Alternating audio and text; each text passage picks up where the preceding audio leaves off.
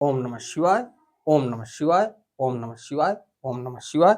आपको फिर पुनः ले चलते हैं भोलेनाथ के श्री शिव महापुराण की कथा रुद्र संहिता के सती खंड के अथ 34वें अध्याय में आपको, जिसमें मिलेगा दक्ष तथा देवताओं का अनेक अपशकुनों एवं उत्पात सूचक लक्षणों को देखकर भयभीत होना।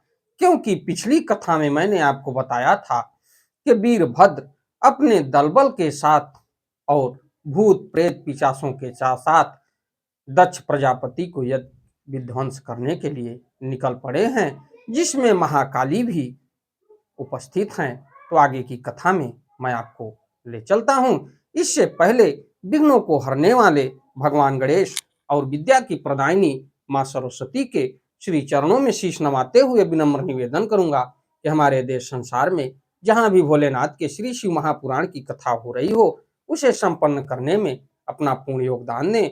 उसके साथ साथ हमारे ऊपर भी अपनी कृपा बनाए रखें कि मैं अपने मुखार बिंदु से भोलेनाथ के श्री शिव महापुराण की कथा को जो भी शिव भक्त प्रेमी हैं उनके तक पहुंचाने का पूर्ण प्रयास करूं और उस कथा को सुन के अपने पुण्य के भागी बने। त्वमेव माता च पिता त्वमेव, त्वमेव बंधुश्च सखा त्वमेव, त्वमेव विद्या द्रविणम त्वमेव, त्वमेव सर्वम मम देव देव। तो ये संवाद को देखा जाए तो परम पिता ब्रह्मा से नारद जी पूछ रहे हैं कि पितामह, आगे की कथा को हमको सुनाइए कि आगे क्या हुआ। तो ब्रह्मोवाच, ब्रह्मा जी बोले, जिसको मैं संस्कृत उसका उच्चारण हिंदी तक पहुंचाने का पूर्ण प्रयास करूंगा। एवं प्रचलिते चास्मिन् वीरभद्रे गणान्विते दृष्ट चिन्हानि दक्षिण दृष्टानि विभु धैरपि उत्पात विविधाशासन वीरभद्रे गणान्विते त्रिविधा अपि देवर्षेः यज्ञ विध्वंस सूचकाः दक्ष वामाक्षि बाहु रु विस्म पदः सम जायत नाना कष्ट प्रदस्तात सर्वथा शुभ सूचकः भूकंपः समभूतत्नम दक्ष यागस्थले तदा दक्षोपस्य मध्याह्ने नक्षत्राण्यद्भुतानि च दिशाश्च सन्नु मलिनाम कुर्बुरो भूदिवाकरः परिवेश सहस्रेण संक्रातश्च भयंकरः नक्षत्राणि पतन्ति स्म विद्युदग्नि प्रभाणि च नक्षत्राणामवदुत्रका गतिश्चाधो मुखी तदा गृधाम दक्ष शिरः स्पृष्ट्वा समुद्धुता सहस्रशः आसीद गृध्न पक्षच्छाय सच्छायो यज्ञ मंडपः वा शिरे याग भूमो कोष्टारो नेत्र कस्तदा उत्कावृष्टर भूतन्न श्वेत वृश्चिक संभवा खरा वातावुस्त्रत्न पांशु वृष्टि समन्विता सलभाश्च समुद्दुताम विवर्तान नील कंपिता नितश्च पानैश्वर्ध सदक्षाध्वर मंडपः देवान्वितेन दक्षिण यह कृतो नूतनो दुतः वेमुदर्छादयः सर्वे तदा शोणितमद्भुतं वेमुश्च मास खंडानि शल्यानि मुहुर्मुहुः सकम्याश्च बभूवस्तो दीपावात हता इव दुखिताश्चावभवन् सर्वे सहस्त्रधारा हता इव। तो ब्रह्मा जी कह रहे हैं कि इस प्रकार गणों सहित वीरभद्र के प्रस्थान करने पर दक्ष तथा देवताओं को अनेक प्रकार के अशुभ लक्षण दिखाई पड़ने लगे। जो वहां यज्ञशाला में देवगण उपस्थित थे उनको अशुभ का संकेत मिलने लगा। गणों सहित वीरभद्र के चल देने पर वहां अनेक प्रकार के उत्पात होने लगे और हे देवर से यज्ञ विध्वंस की सूचना देने वाले तीनों प्रकार के आध्यात्मिक, आदि दैविक एवं आदि भौतिक के अपशकुन होने लगे। हे तात, दक्ष की बाईं आंख, बाईं भुजा और बाईं जांघ फड़कने लगी, जो अनेक प्रकार के कष्ट देने वाली तथा सर्वथा अशुभ की सूचक थी। उस समय दक्ष के यज्ञ स्थल में भूकंप उत्पन्न हो गया। दक्ष को दोपहर में अनेक अद्भुत नक्षत्र दिखने लगे, दिशाएं मलिन हो गई, सूर्य चित कबरा हो गया, सूर्य पर हजारों घेरे पड़ गए, जिससे वह भयंकर दिखाई पड़ने लगा और बिजली तथा अग्नि के समान दीप्तिमान तारे टूटकर गिरने लगे और नक्षत्रों की गति टेढ़ी और नीचे की ओर हो गई। हजारों गिद्ध दक्ष के सिर को छूकर उड़ने लगे और उन गिद्धों के पंखों की छाया से यज्ञ मंडप ढक गया। यज्ञ भूमि में सियार तथा उल्लू शब्द करने लगे और आकाश मंडल से श्वेत बिच्छुओं की उल्का वृष्टि होने लगी। यानी जिस प्रकार से बारिश होती है उस प्रकार से सफेद बिच्छुओं की वृष्टि होने लगी। धूलि की वर्षा के साथ तेज हवाएं चलने लगी और विवर्त घूमती हुई वायु से कंपित होकर टिड्डियां सब जगह उड़ने लगी। दक्ष ने देवताओं के साथ जिस नवीन तथा अद्भुत यज्ञ मंडप का निर्माण किया था उसे वायु ने ऊपर की ओर उड़ा दिया। दक्ष आदि सभी लोग अद्भुत प्रकार से रक्त का वमन करने लगे और हड्डी से समन्वित मांस खंड बार बार उगलने लगे। वे सभी लोग वायु के झोंकों से हिलते हुए दीपक के समान कांपने लगे और शस्त्रों से आहत हुए प्राणियों के समान दुखित हो गए। जिस प्रकार वन में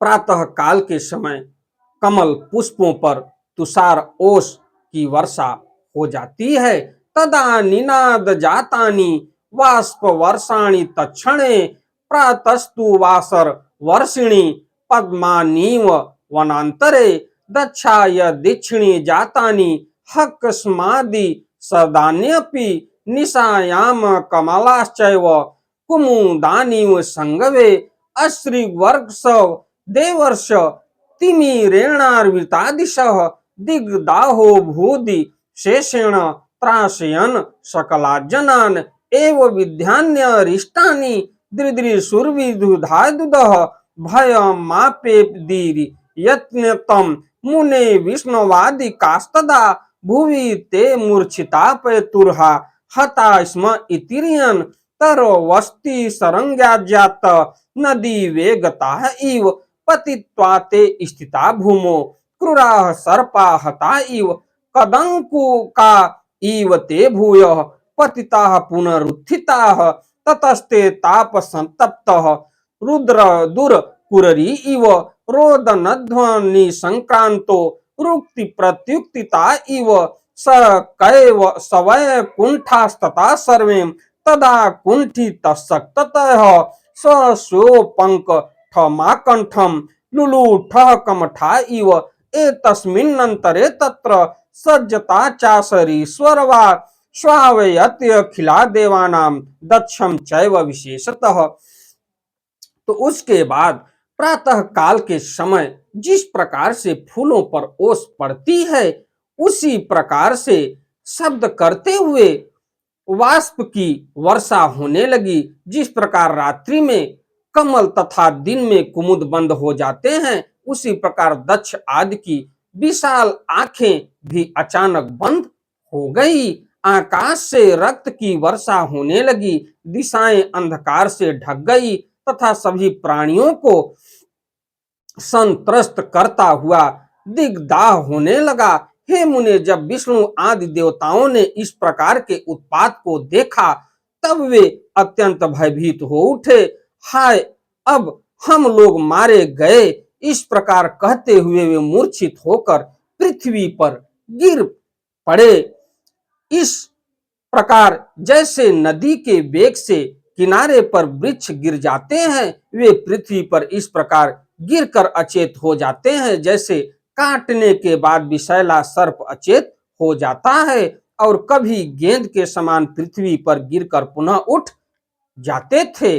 तदंतर वे ताप से व्याकुल होकर कुररी पक्षी की भांति विलाप करते थे एवं उक्ति तथा प्रयुक्ति का शब्द करते हुए वे रो रहे थे। धरती के पालनहार भगवान विष्णु उस समय विष्णु सहित सभी लोगों की शक्ति कुंठित हो गई और वे आपस में एक दूसरे के समीप कंठ पर्यंत कछुए के समान लौटने लगे। इसी बीच वहां समस्त देवताओं और विशेषकर दक्ष को सुनाते हुए आकाशवाणी हुई।